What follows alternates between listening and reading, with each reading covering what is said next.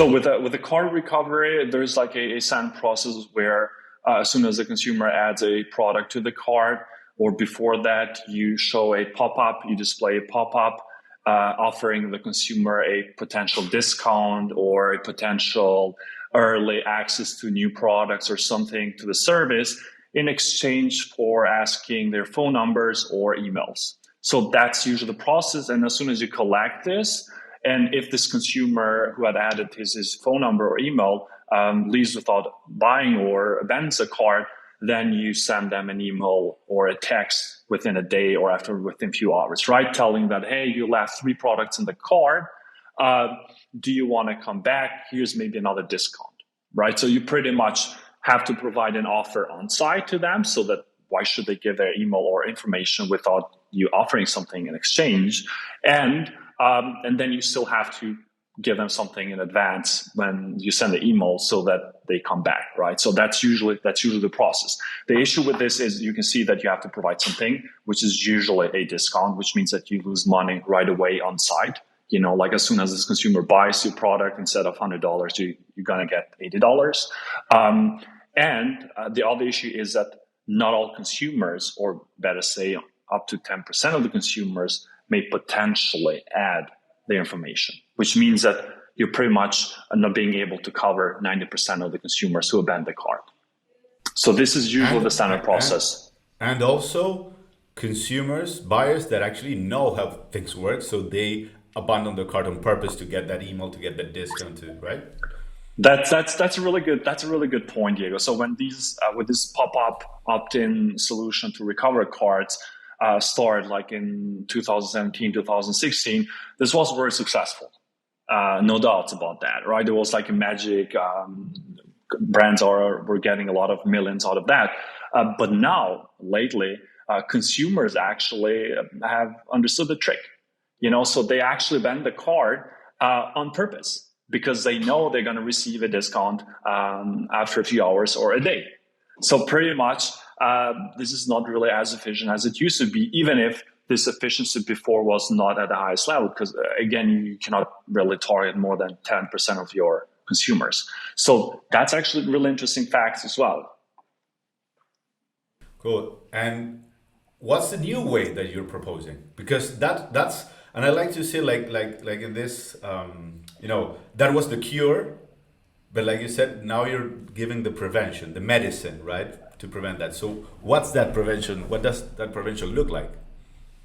Yeah, definitely. So we before we started coming out with a solution, we set up some requirements that this solution has to fulfill, right, or to meet, because I think this is really important with every solution you want to build.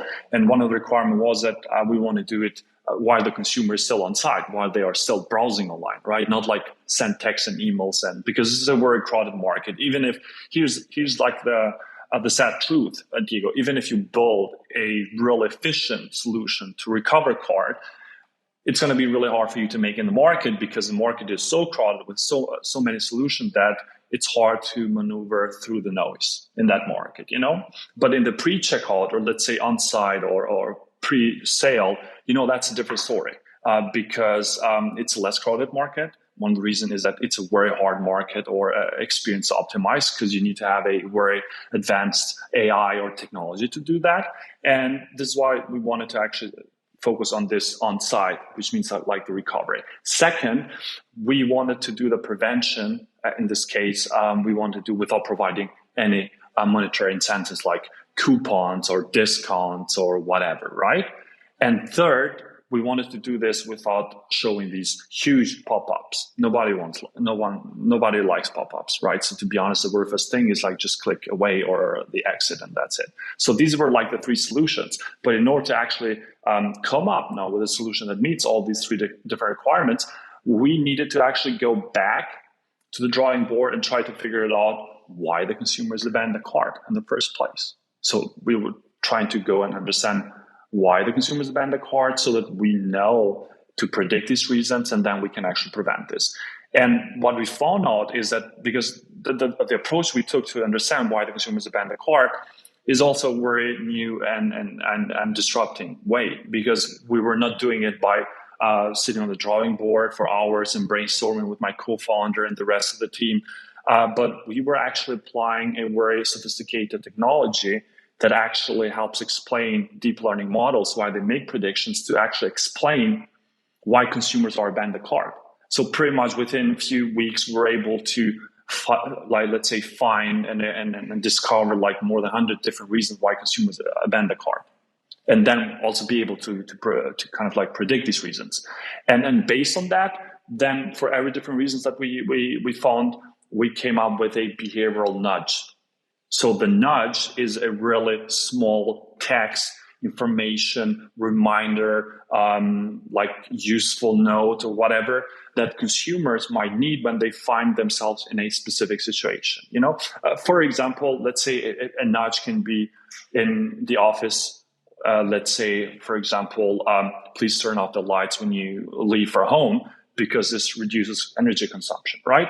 So this is a reminder. This is a nudge that actually suggests or recommends consumers or people in this case to take an action for the better of the environment, for the better of themselves, for something that is good for everyone, right? So it's not a discount. Like in the case of discount, it'd be like, hey, if you turn off the light when you go home, we will provide you 20% discount or a salary increase or whatever, right? As you can see, this is not sustainable because you cannot provide 20% discount for something to take an action that should be a conscious, humane thing to do, right? So that's how behavioral nudges or behavioral psychology works in this case, or in this case also the Behamics. So we provide these nudges to remind consumers of actions that they should not take, because otherwise this leads to car abandonment.